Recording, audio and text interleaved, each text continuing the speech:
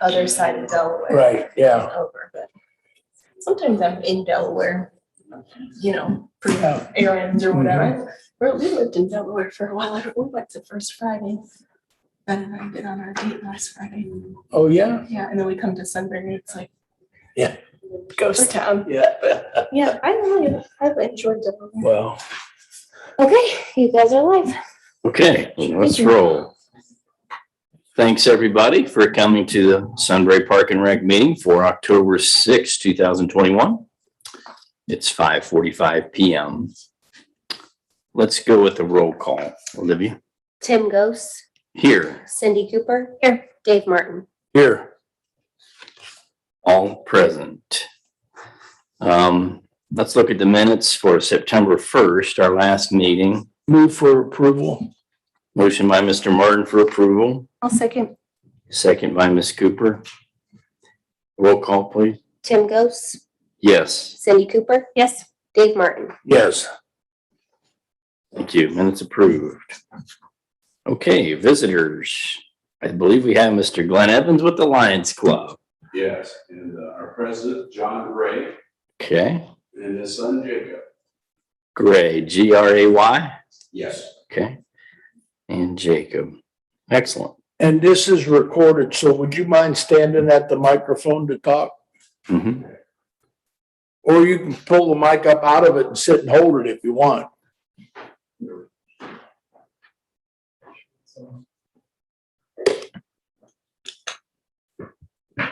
You stand here. Did you get the recording of the information? Yeah, it was enough. It's Okay. Yeah. Yeah. Okay. Well, thanks for coming. I know you had met with Cindy a week or so ago over there at your Lions building and gone through it. We're anxious and excited to work with you to see what we can do in the future. So why don't you go ahead and summarize what you're thinking there? Thank you. Thank you for the opportunity to meet and to kind of discuss a little bit of the history that we had in our meeting with Cindy and Steve was a lot of history on the Lions and where we were. And for the information, the Lions Club was chartered here in Sunbury in 1938 and have since served the community in the area in many, many ways. In fact, the international motto is "We serve." And a lot of times you see Lions getting their hands dirty following that code of service.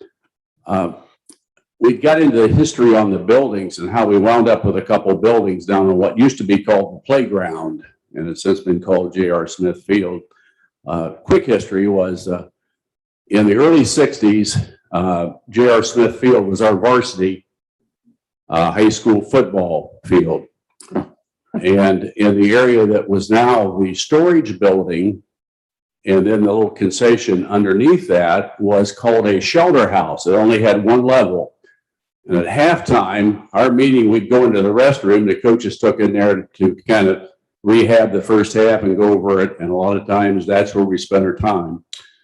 So fast forward, by the way, Delaware County's first lighted field was the one here in Sunbury for evening events. At J.R. Smith there? Yes.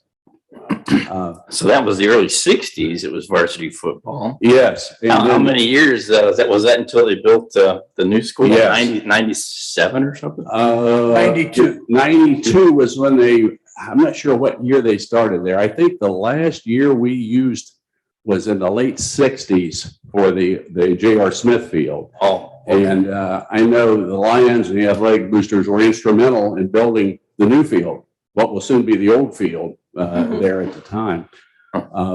Yeah, what you know now as the intermediate school, Yes. after that was the high school. Mm-hmm. And the football field was open before the new high school was built, Okay. the old new high school. Mm-hmm.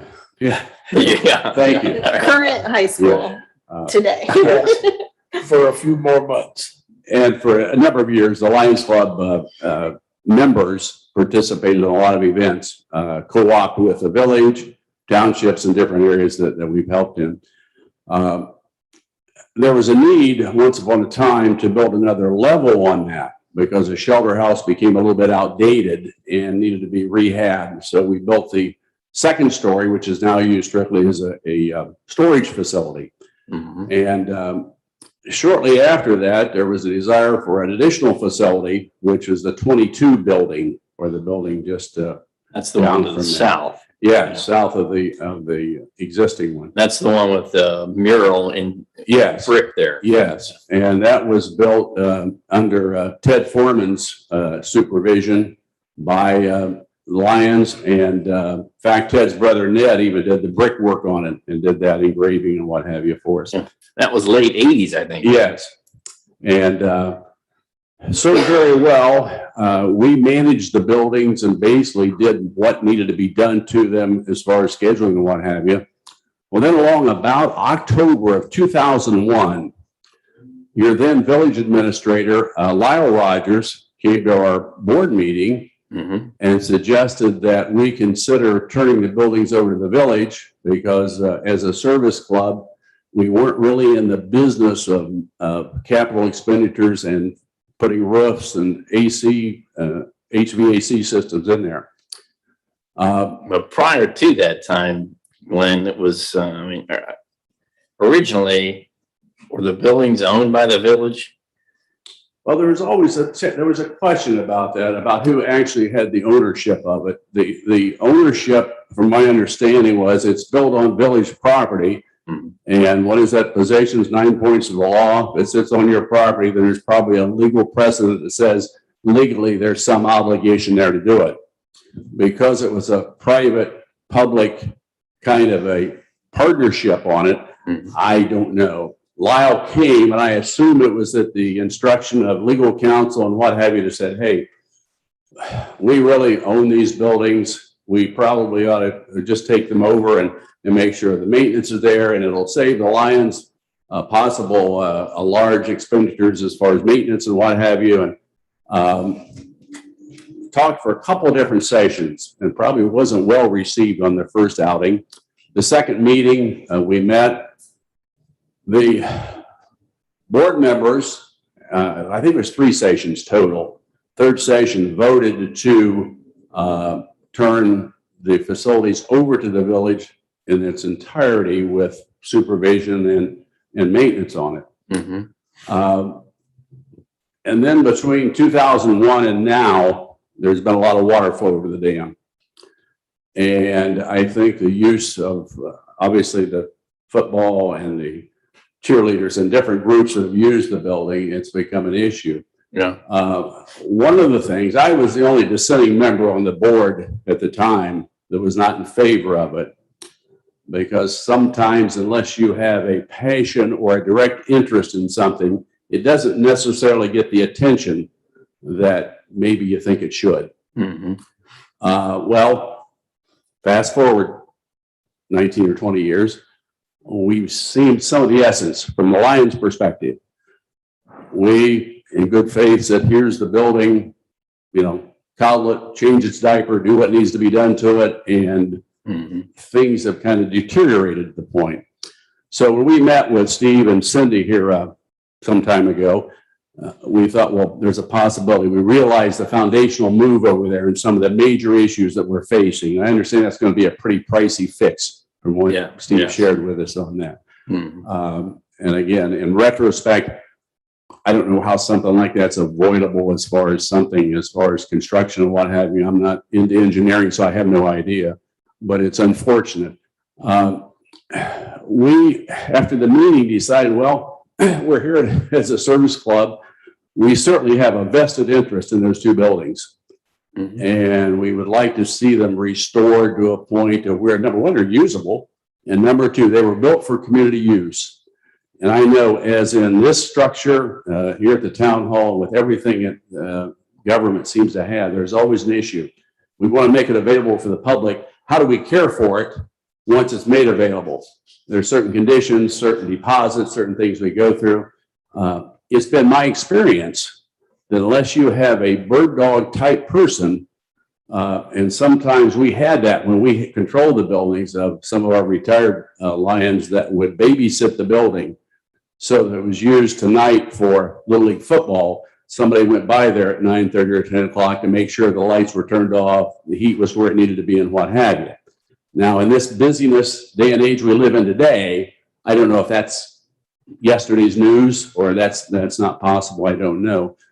But I can see the village has been so good because I know you've picked up the utility cost, heating, lights, and things like that. And it's so much appreciated. And I think it's been a valuable tool for the residents and folks here in our area. Crank it up. When we met, we went through and kind of surveyed what we thought, what we could see as damage. I since contacted a gentleman who came over. In fact, apologize to Steve. He gave me the keys and I went over to work all through the keys. It didn't work. So I get in the car, drive back over. He said, Steve, keys don't work. He said, Glenn, did you shake them all out? You put them in a, what was that, a rubber glove? A nitrate glove. He said, did you shake them out? I said, well, I thought I did. So we get back over, I call him. Well, I get back over to the building, pick up the nitrate glove, and sure as heck, well, the key that fits the door was stuck inside that. So I felt badly in bothering you to go through that. But at any rate, we had a gentleman stop over to give us an idea.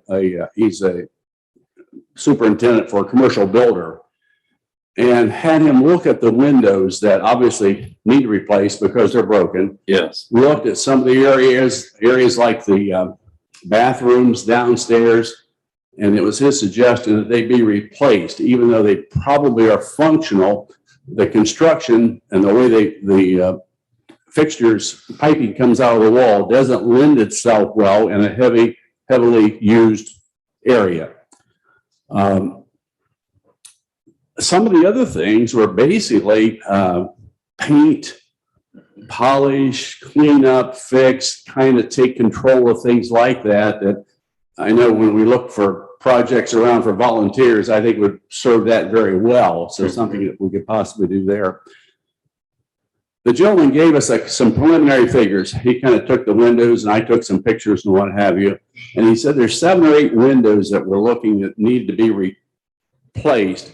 He suggests replacing because he said what you get into in double pane glass is sometimes it's more expensive to replace it or try and repair it than it is to replace the whole window and fixture. So he suggested looking at that. And he said since there would be custom made windows, he said there wouldn't be any problem with trying to match them up if we go that way. Mm-hmm. Steve and Cindy both expressed concerns about, well, the security issue. The fact they're broken now, what's going to keep us from having them broken?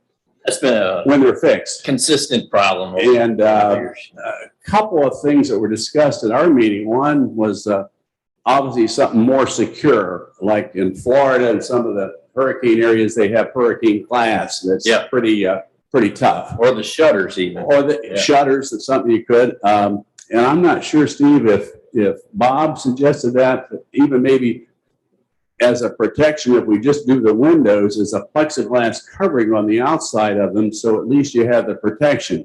You know, he said in some time that plexiglass will yellow or it'll get dim or what have you, and that's an issue.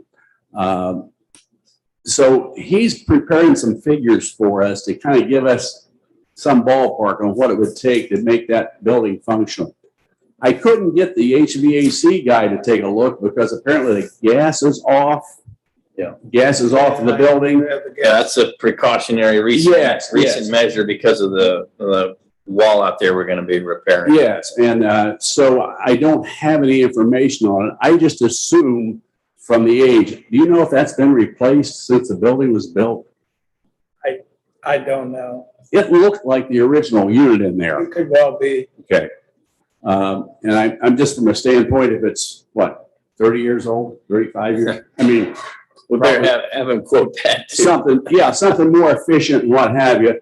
Then we discussed also some of the new automation with, once we get it in usable condition, how do you monitor it and how you take care of it? And I know Steve had talked to some folks about some electronic control systems that would even designate who has access and who doesn't. I know one of the issues we fought over the years for even the town hall was who's got keys to the property. Yeah. And it's pretty hard to narrow it down unless you know. It's pretty much everybody. Yeah. Yes. Yeah. Well, the problem is I have to apologize. We rented the town hall here for a get together Friday night for my sister-in-law, and the key to the town hall is on the dash and my car sitting in the garage. So I'm negligent in bringing it back. You didn't record that, did you? Yeah, I think so. Yeah, that, we definitely have a security control issue that we need to square Yeah. away.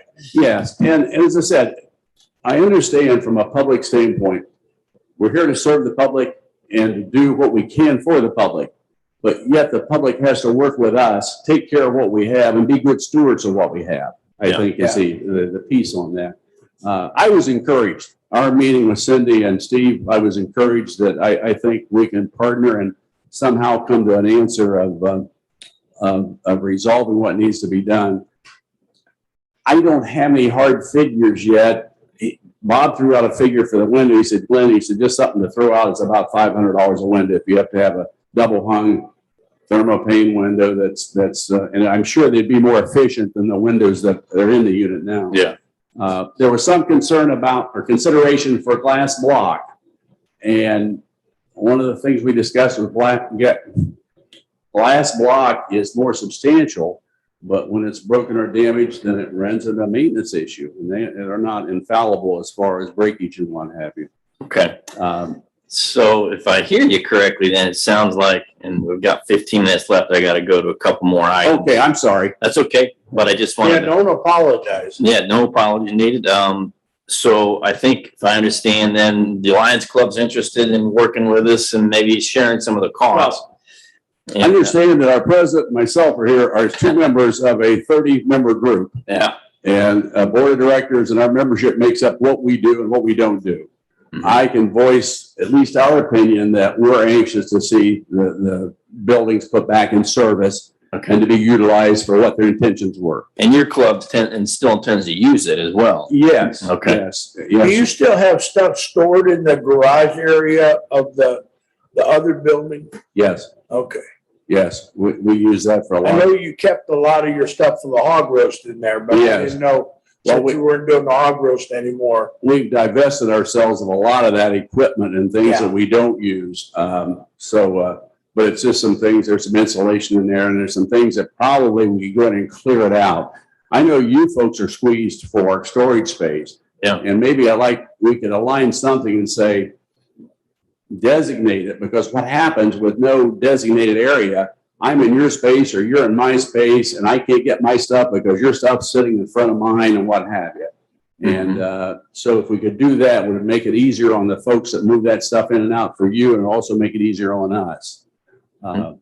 But yes, based on our opinion and where we are, I think our club is willing to look forward and see what we can do to maybe renovate and update the buildings so that they're fully utilized. Excellent. That's very encouraging.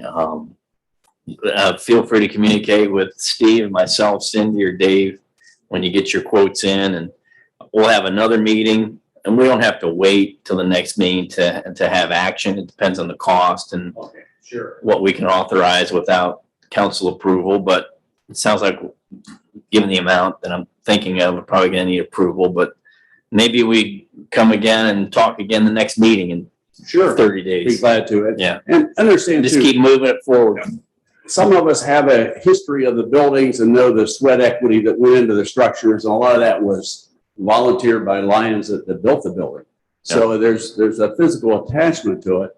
But understand also with our projects, we do a lot of things that sometimes one will over prioritize the other one. And the last couple of our big events have gone toward the Fallen Heroes Memorial here and some other events here, military or service related. So, but I think it's quite possible we would like to work and get through the reconstruction. I agree.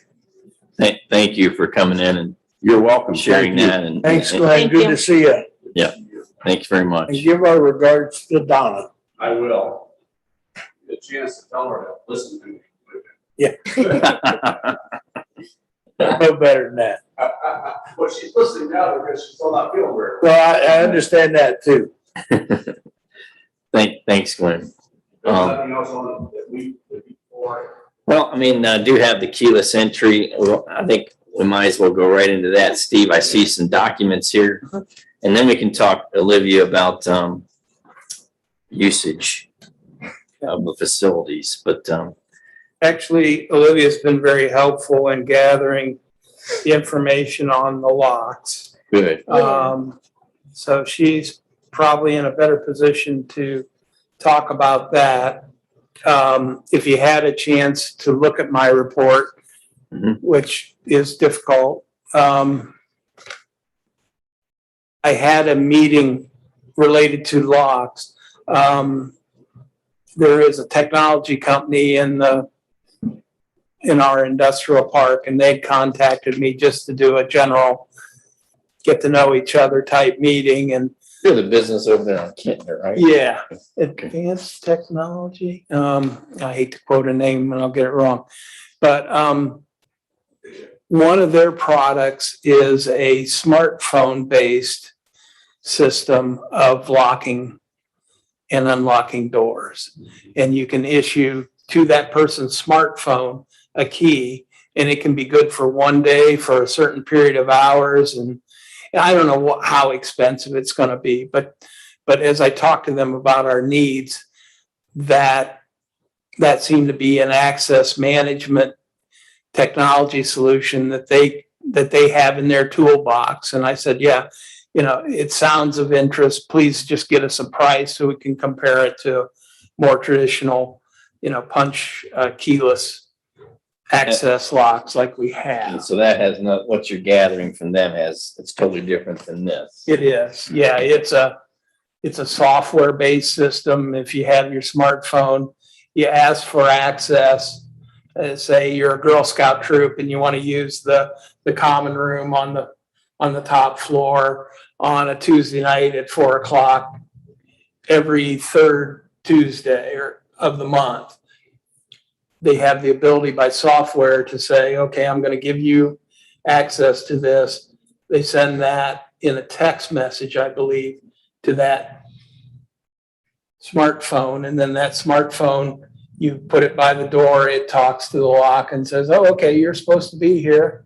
Sounds pretty cool, but I wonder what the cost is. Yeah, we'll see. Some of that technology is getting much more reasonable.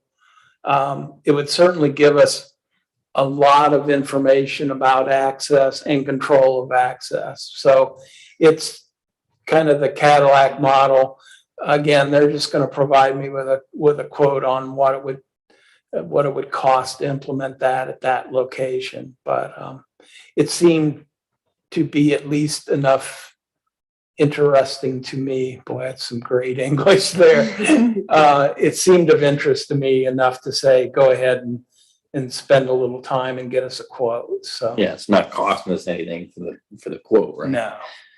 Did you get any quoting or any estimates on this Trilogy standalone electronic keyless access? Yeah, so the first one in the packet is, I guess, would be like the Buick model. It's similar to what we have on the municipality building now. So it is higher end, it's commercial grade.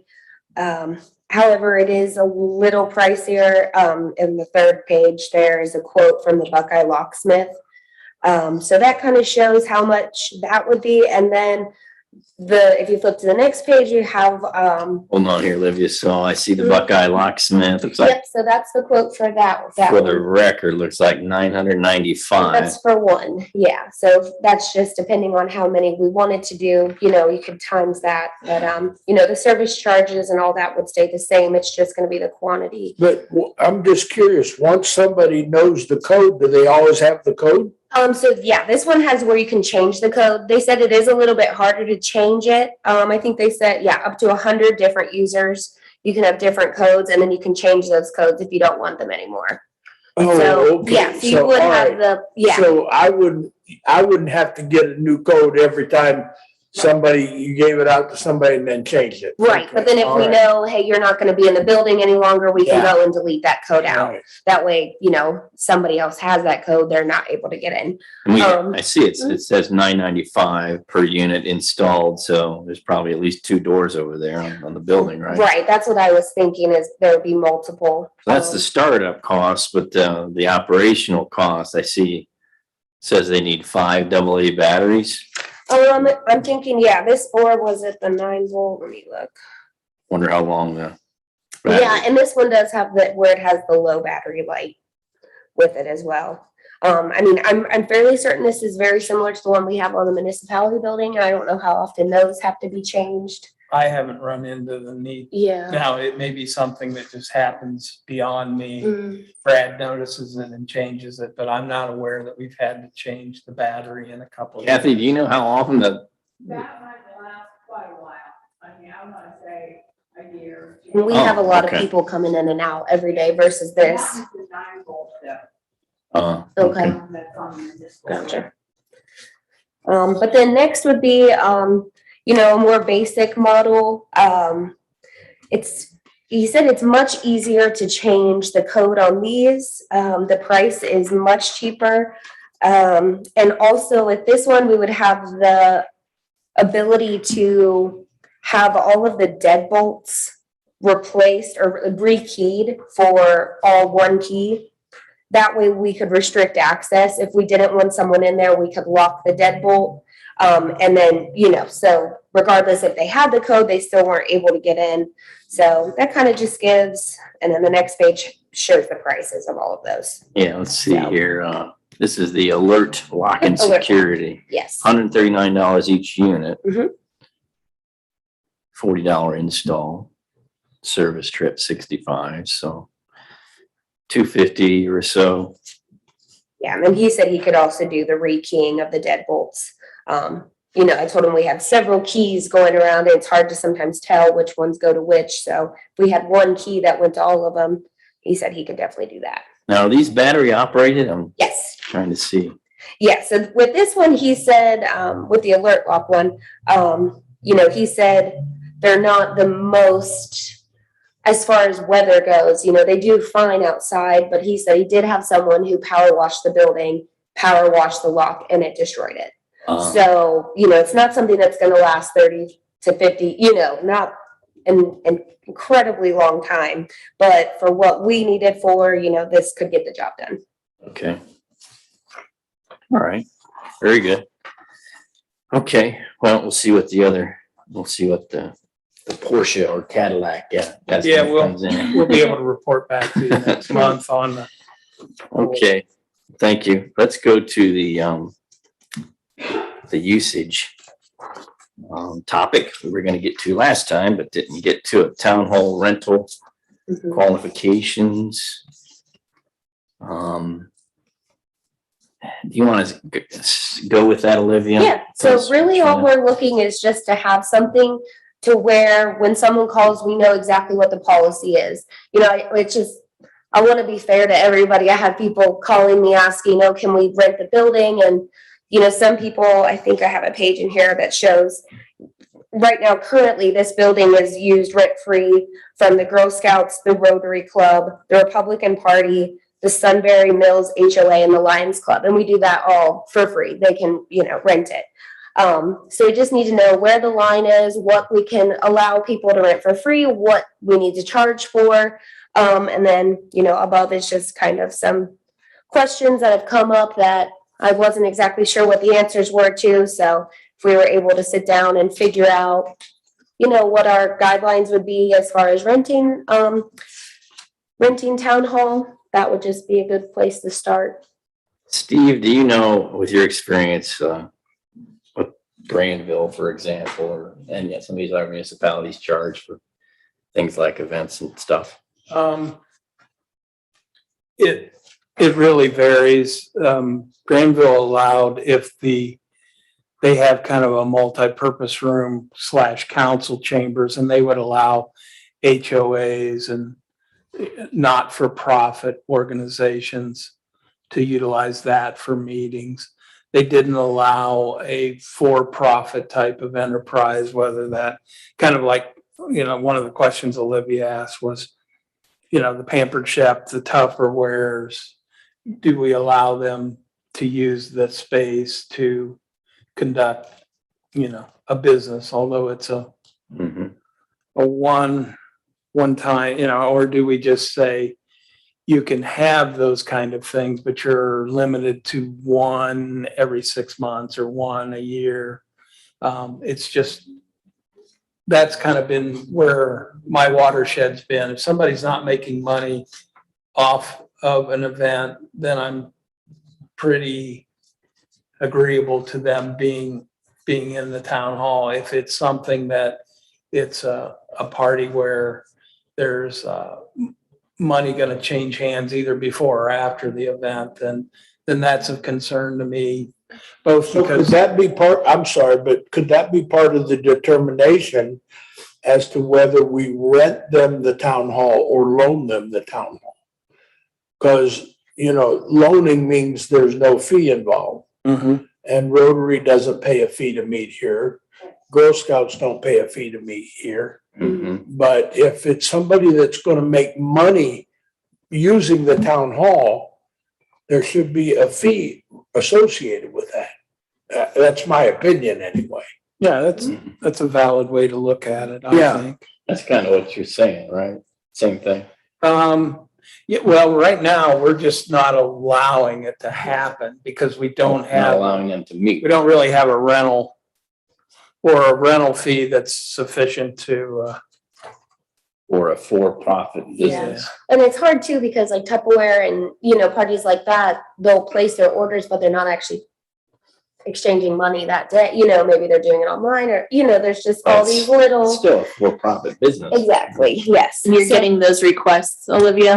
Yeah. The one that we had is a kind of like an enrichment class for children. They aren't going to make money, but they're going to they want to charge a fee, but only to cover the cost of the materials. So that's where we kind of hit what do we do here? Because obviously it sounds like it would be a great thing for the community, but they would be collecting that fee. So it's kind of a gray area. Are they a for-profit organization? No. See, that would be, Okay, in my so maybe mind, I that's think that what- would be the indicator. Okay. So then as far as churches, how would it be? Because that's the one that we've been getting a lot too, as far as churches and political events. Mhm. And then also because town hall is recently renovated, a children's art class might not be a great idea just because we wouldn't want something to get damaged. So there's all these kind of what if or, situations coming up that it'd be nice to have it all in black and white where I can tell people, this is, Yeah. I just want to be fair, really. It's just, And I think, personally, it would be reasonable to charge political events. Mm. But I wouldn't feel comfortable with the idea of charging churches to use the building. Now, if it's a church that wants to meet here every week, that's a different scenario. Right. If it's just people that want to have a family potluck once or twice a year, that's a different situation. Yeah, I think if they want to use it to conduct their service, on a regular Right, basis. yeah. You gotta look at charging something for that. Yeah. Because we provide the cleaning of the bathrooms, we take care of all that stuff for people. right. And so, yeah. Yeah, it is. It's a tough one. So on the next page, I did research some other jurisdictions, Okay. what their policies are, just to kind of help give us an idea. So you can read through those to get an idea of what other places are doing. But really, I had to search for a while to find these. So it seems like not, maybe it's a gray area for most places, just kind of. Yeah, and I see the handout here. This is our standard. Yes, that one. So yeah, that's pretty much. And then the rental policy application on the next page, that's what goes out with our rental policy, or that's what goes out with our rental application. So this is what we have. And then the town hall rental qualifications is kind of like the standards that we have right now. Where is Grand Chute? What was that? It says town of Grand Chute. Oh, yeah. I had to search a lot to find these, so I'm really not sure. I went through many pages of Google I've never searches. heard of that town. Mm-mm. Well, I think one thing we can do between now and the next meeting is, I think we all know some folks within other municipalities. I can reach out to Silas, who was at Powell, and pick his brain on what Mhm. Powell did and does. Mhm. maybe Steve can look a little bit at Grahamville and see if you can come up with some Mhm.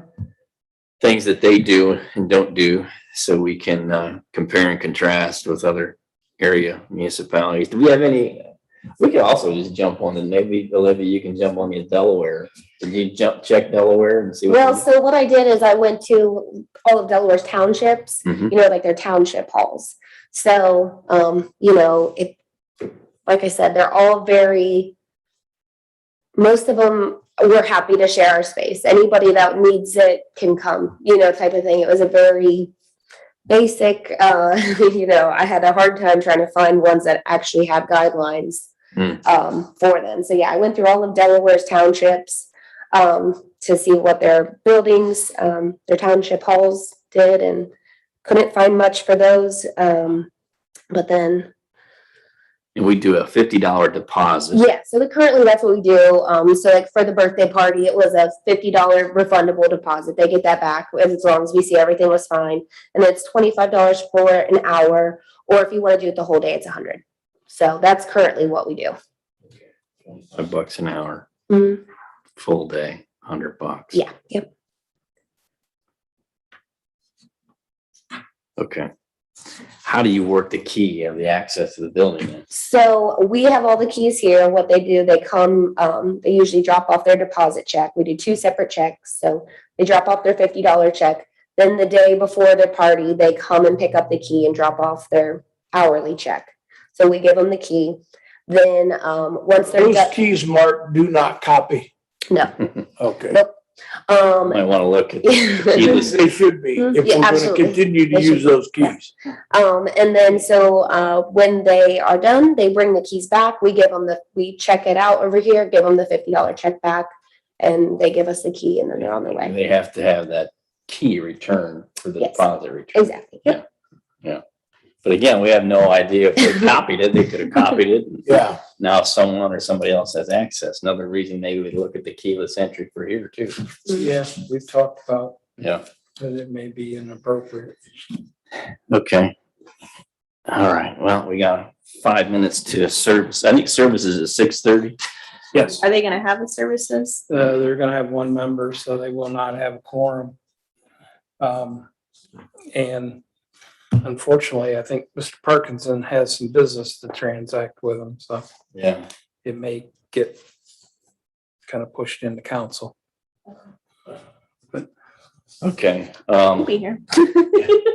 Well, I think we can all do some more homework on this issue, and let's circle back again at our next meeting. And Thanks for bringing it to our attention, Olivia. yes, thank you very much. A lot of hard work here. Appreciate it. Yes, Glenn.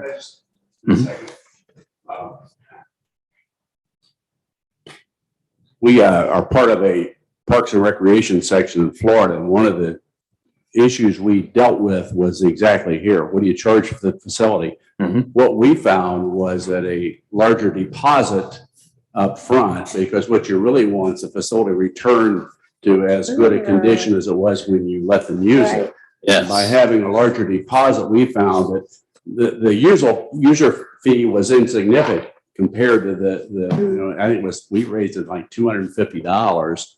So it was enough that people were anxious to clean it up and put it back in good order. It was more of an incentive. Yes, really. And as I said, it's community, we want you, but we want the deposit and that kind of guarantees. Absolutely. The other thing was Chad Brownfield is a guy at Vision Technology. Yeah. Is that him? Yeah, that's him. Yeah, that's the guy. Yeah. Okay, thank you. Very good. We have a couple other items here, but I don't think we have any other activity going on with regard to those. Is there any other old or new business that either one of you want to talk about before we adjourn? No, sir. Okay. Motion for adjournment. I'll make that motion. second. Second by Mr. Martin. Roll call, Olivia. Tim Ghost, Yes. Cindy Cooper. Yes. Dave Martin. Yes. Meeting adjourned. Thank you. Thanks for coming in again, Glenn. Appreciate it. Good to see you. Right here. Just stop. Yes. Nice to meet you. It's very nice to meet you.